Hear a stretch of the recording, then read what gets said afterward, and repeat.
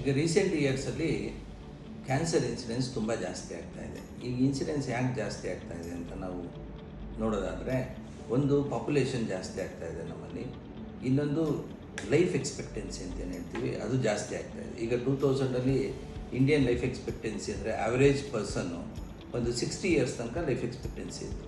ಈಗ ಅದು 2025 ಅಷ್ಟರಲ್ಲಿ 70 ಇಯರ್ಸ್ ಆಗಿದೆ. ಸೊ ಲಾಂಗಿಟ್ಯೂಟಿ ಆಫ್ ಲೈಫ್ ಅಂತೇನು ಹೇಳ್ತೀವಿ ಅದಾಗಿದೆ. ಇನ್ನೊಂದು ಡಯಾಗ್ನೋಸ್ ಆಗ್ತಾ ಇದೆ. ಮೊದಲು ನಾನು 20 ಇಯರ್ಸ್ ಬ್ಯಾಕು ಜಾಂಡೀಸ್ ಬಂದಿತ್ತು, ಪೇಷಂಟು ತೀರೋಗ್ಬಿಟ್ರು ಅಂತ ಹೇಳ್ತಿದ್ರು. ಯಾಕೆ ಜಾಂಡೀಸ್ ಬಂದಿತ್ತು ಏನು ಅಂತ ಗೊತ್ತಾಗ್ತಿರಲಿಲ್ಲ. ಈಗ ಎವ್ರಿ ತಾಲೂಕು ಲೆವೆಲಲ್ಲಿ, ಹೋಬಳಿ ಲೆವೆಲಲ್ಲೂ ಸ್ಕ್ಯಾನಿಂಗು ಮತ್ತು ಇನ್ವೆಸ್ಟಿಗೇಷನ್ಸ್ ಆಗೋದ್ರಿಂದ ಯಾವುದೇ ಸಿಮ್ಟಮ್ಸ್ ಬಂದರೂ ಕ್ಯಾನ್ಸರ್ ಇದೆಯೋ ಇಲ್ವೋ ಅನ್ನೋದು ಬೇಸಿಕ್ ಅಲ್ಟ್ರಾಸೌಂಡ್ ಆದರೂ ಆಗ್ತಾಯಿದೆ, CT ಸ್ಕ್ಯಾನ್ ಆಗ್ತಾಯಿದೆ, ನಮಗೆ ಡಯಾಗ್ನೋಸಿಸ್ ಆಗ್ತಾಯಿದೆ. ಮೊದಲು ಡಯಾಗ್ನೋಸಿಸ್ ಆಗ್ತಾ ಇರಲಿಲ್ಲ, ಅದಕ್ಕೆ ನಮಗೆ ಇನ್ಸಿಡೆನ್ಸ್ ಎಷ್ಟಾಗ್ತಿದೆ ಅಂತ ಗೊತ್ತಾಗ್ತಿರಲಿಲ್ಲ. ಎವ್ರಿ ಡೆಕೇಡಲ್ಲೂ ನಮ್ಮ ಲೈಫ್ ಸ್ಟೈಲ್ ತುಂಬ ಚೇಂಜ್ ಆಗ್ತಾ ಬರ್ತಿದೆ. ಮತ್ತು ಎನ್ವಿರಾನ್ಮೆಂಟಲ್ ಫ್ಯಾಕ್ಟರ್ಸು ವೆರಿ ಇಂಪಾರ್ಟೆಂಟು. ಈಗ ಎನ್ವಿರಾನ್ಮೆಂಟಲ್ ಫ್ಯಾಕ್ಟರ್ಸ್ ಅಂದರೆ ಮೇಯ್ನ್ ಅಂದರೆ ಪೊಲ್ಯೂಷನ್ ತುಂಬ ಜಾಸ್ತಿ ಆಗ್ತಾ ಇರೋದ್ರಿಂದ, ಪೊಲ್ಯೂಷನ್ ಜಾಸ್ತಿ ಆಗೋದ್ರಿಂದ ಕ್ಯಾನ್ಸರ್ ಹೇಗೆ ಬರುತ್ತೆ ಅಂದರೆ, ನಮ್ಮ ಬಾಡಿಲಿರೋ ಸೆಲ್ಸ್ಗಳ್ಗೆ ಅದು ಅಫೆಕ್ಟ್ ಮಾಡ್ತಾ ಹೋಗುತ್ತೆ ಪೊಲ್ಯೂಷನ್. ಸೊ ಅಫೆಕ್ಟ್ ಆಗಿದಾಗ ಏನಾಗುತ್ತೆ, ಯೂಶ್ವಲಿ ಬಾಡಿ ಮೆಕ್ಯಾನಿಸಮಲ್ಲಿ ಸೆಲ್ಸ್ಗಳು ಅಫೆಕ್ಟ್ ಆಗಿರೋ ಸೆಲ್ಸ್ಗಳು, ಅಬ್ನಾರ್ಮಲ್ ಸೆಲ್ಸ್ನ ಬಾಡಿ ರಿಮೂವ್ ಮಾಡ್ತಾ ಹೋಗುತ್ತೆ.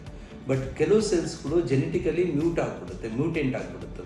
ಅದೇನೆಂದರೆ ನಮ್ಮ ಬಾಡಿ ಮೆಕ್ಯಾನಿಸಮ್ಗೆ ಡಿಸ್ಟ್ರಾಯ್ ಆಗೋಕ್ಕೆ ಅದು ಸಿಗೋದಿಲ್ಲ. ಸೊ ಅದು ಅನ್ಕಂಟ್ರೋಲ್ಡ್ ಆಗಿ ಗ್ರೋ ಆಗಿ ಸ್ಟಾರ್ಟ್ ಆಗ್ತಾ ಇದೆ. ಬಟ್ ಒಂದು ಪಾಯಿಂಟ್ ಆಫ್ ಟೈಮಲ್ಲಿ ಏನಾದರೆ, ಕೆಲವು ಸೆಲ್ಸ್ಗಳು ಈ ಅಬ್ನಾರ್ಮಲ್ ಸೆಲ್ಸ್ಗಳನ್ನ ರಿಮೂವ್ ಮಾಡುವಂಥ ಮೆಕ್ಯಾನಿಸಮ್ ಏನಿದೆ ನಮ್ಮ ಬಾಡಿನಲ್ಲಿ, ಅದನ್ನು ಬೈಪಾಸ್ ಮಾಡಿ ಅವು ತುಂಬ ರ್ಯಾಪಿಡಾಗಿ ಗ್ರೋ ಆಗಿ ಸ್ಟಾರ್ಟ್ ಆಗುತ್ತೆ. ಸೊ ಇವು ಕ್ಯಾನ್ಸರ್ ಆಗಿ ಕನ್ವರ್ಟ್ ಆಗ್ತಾ ಹೋಗುತ್ತೆ.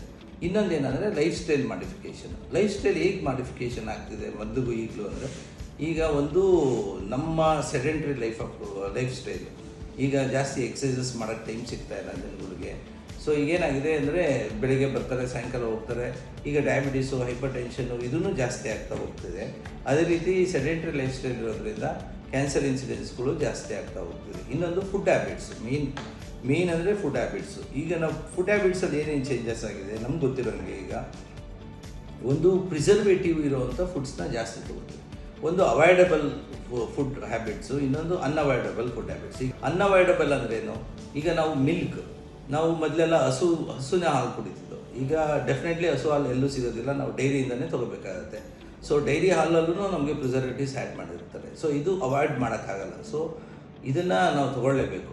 ಅವಾಯ್ಡ್ ಮಾಡುವಂಥದ್ದು ಯಾವುದಿದೆ ಅಂದರೆ, ಈಗ ನಮ್ಮದು ಫುಡ್ಡಲ್ಲಿ ಶುಂಠಿ ಬೆಳ್ಳುಳ್ಳಿ ಪೇಸ್ಟ್ ಅಂತ ತಿಳ್ಕೊಳ್ಳಿ. ಶುಂಠಿ ಬೆಳ್ಳುಳ್ಳಿ ಪೇಸ್ಟನ್ನ ನಾವು ಮನೆಯೇ ಮಾಡ್ತಿದ್ದೋ ಮೊದಲು, ಮತ್ತು ಎಲ್ಲ ಮಸಾಲೆಗಳನ್ನ ನಾವು ಮನೆಯಲ್ಲೇ ತಯಾರು ಮಾಡ್ತಿದ್ದೋ. ಬಟ್ ಈಗ ಏನು ಮಾಡ್ತೀವಿ, ಎಲ್ಲನೂ ತಂದು ನಾವು ಊಟ ಎಲ್ಲ ರೆಡಿ ಮಾಡ್ತಾಯಿದ್ವಿ. ಸೊ ಇದೆಲ್ಲ ಏನಾಗಿದೆ, ಅಕ್ಯುಮುಲೇಟ್ ಆಗ್ತಾ ಸುಮಾರು ವರ್ಷ ಆದಮೇಲೆ ಇನ್ನೂ ಇನ್ಸಿಡೆನ್ಸಸ್ ಜಾಸ್ತಿ ಆಗೋ ಚಾನ್ಸಸ್ ಇದೆ ಇನ್ ಫ್ಯೂಚರಲ್ಲಿ.